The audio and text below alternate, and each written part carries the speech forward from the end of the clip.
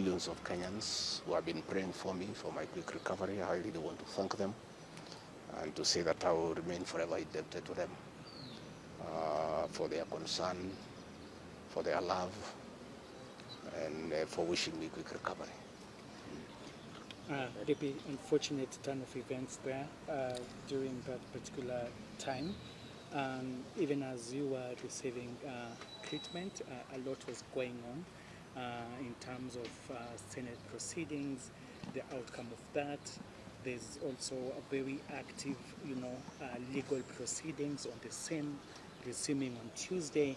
In the wake of all this, even as the doctor has recommended that you have sufficient rest at home, but maybe just tell us, will we be seeing you active? Will you respond to all these issues that are going? We're talking about a parliamentary outcome, also talking about a legal process which is so intense that has even involved a 3-judge bench. What will be your reaction towards all this? I think for now my life comes first, my health comes first. It's unfortunate that when I was here in hospital, my brother and friend, President William Ruto, ordered for the withdrawal of my security from the hospital here. I've been here alone without a single officer looking after me.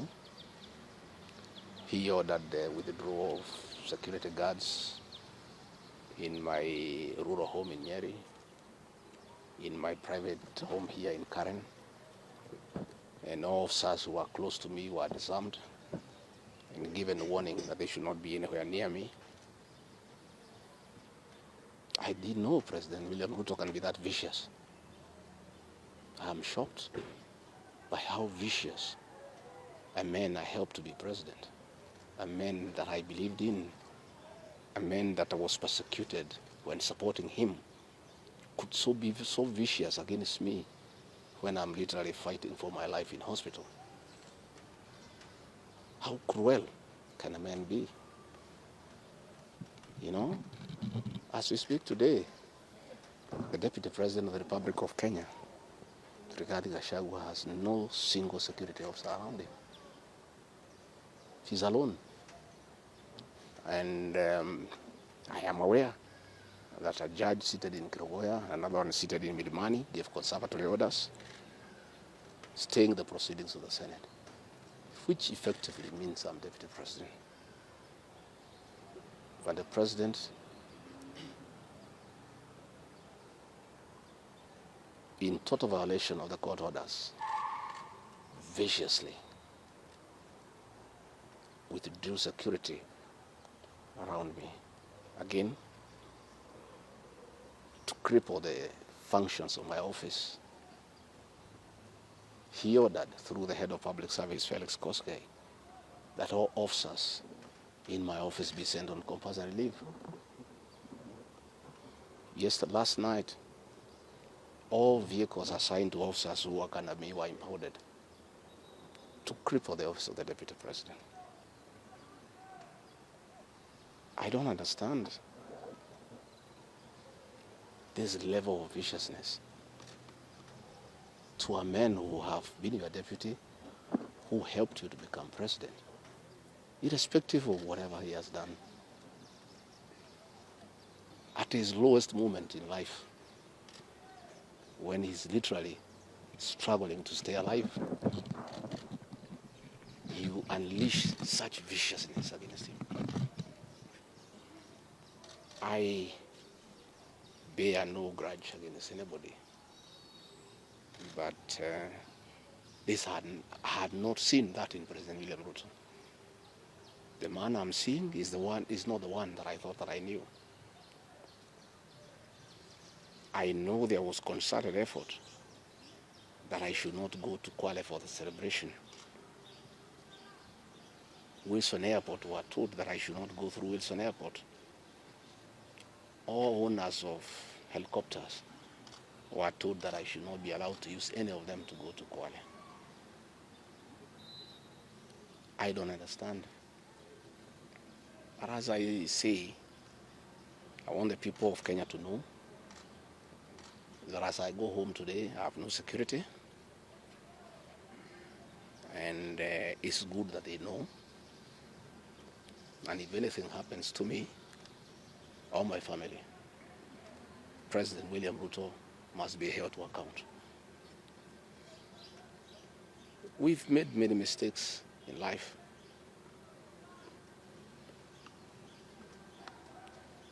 And we keep on learning. I trusted President William Ruto. The people of the region where I come from, the Mount Kenya region, trusted him. In fact, as we were preparing to go to office, nobody else trusted him. Musalia Mudavadi demanded that they must sign an MOU with him, which they did. Moses Wetangula demanded that they must sign an MOU with him, which they did. Amason Kingi demanded the same. Alfred Mutua, everybody else. I'm the only man who trusted him. Verbally, because we are Christians, we used to go to church together. And as a Christian, I believed a fellow Christian that he would never betray me or my people. For the last 1 year, it's been very difficult for me. But I'm a very persevering man, very enduring. And what happened on Thursday is a culmination of continuous persecution and stress for a year. And when I look at it, probably it is history repeating itself. That President William Ruto wanted to take me the route President Daniel Arap Moi took Kenneth Matiba. He pushed Matiba up to getting a stroke and eventually dying. When I look to what the president is doing to me, especially now when I'm in hospital, crippling me, treating me like an animal, I think he wanted to take me the Matiba route. But God is gracious. It didn't happen that way. I hear many of his people are calling here asking whether I'm dead, whether I'll survive, whether I'll recover. They were celebrating. It's the most unfortunate thing that has ever happened in this country. That you can be so vicious to a man who helped you to be president. And the crime of this man, telling you the truth. Don't evict people without compensation, Mr. President. Mr. President, don't overtax people. You are killing them, you are killing their businesses. Don't force a housing program on people. If people do not want these houses, don't force them. My only problem with the president is just being truthful because nobody else can tell him. The framers of the 2010 Constitution wanted a deputy president who is elected as a buffer who can stand for the people. The charity we are being treated for, two, is get rid of an elected deputy president and appoint a control freak. A fellow you appoint who cannot ask a question, who cannot say anything. And I'm sure if they succeed, he'll be asked to sign an undated resignation letter so that in case he starts asking questions, he can just be told to resign. But the framers of the 2010 Constitution were very clear in their mind why they wanted a deputy president who is elected. I'm the only man in the cabinet and in the whole government who can stand up to President William Ruto and tell him, hey brother, this is not right. This Adani thing is not good for the country. There's too much corruption, Mr. President. This how thing is being forced down on the people of Kenya. And they don't like it. Please don't force it down on them. You know, situations where medical equipment that was being supplied by Kenyans to the Ministry of Health now has been given to one single Asian. I said, Mr. President, this is not right. We are killing our business people. So, as we speak, I say that my lawyers are in court. We have faith in our judiciary. And I requested that, according to the rules of natural justice, I be accorded an opportunity to be heard in the Senate. You remember I presented myself to the National Assembly and defended myself.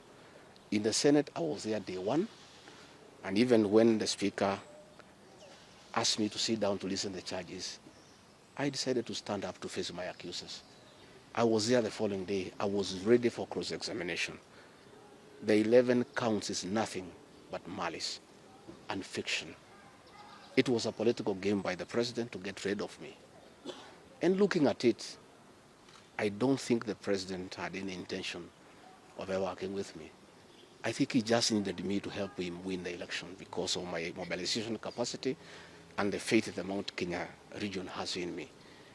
So I should have been given an opportunity.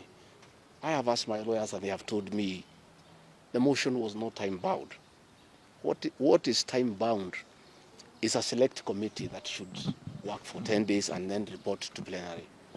That committee was never constituted. So this matter should have continued and waited for me. I was ready for cross-examination so that I answer those 11 counts one by one, and I'm sure had I been given that opportunity, I would have persuaded the senators otherwise. I was not given that opportunity. When you look at the speed at which Rigathi Gachagua is being held at office, it's like the story of Simon Makonde. You remember that story? One who died, who was born on Monday and by Sunday was buried.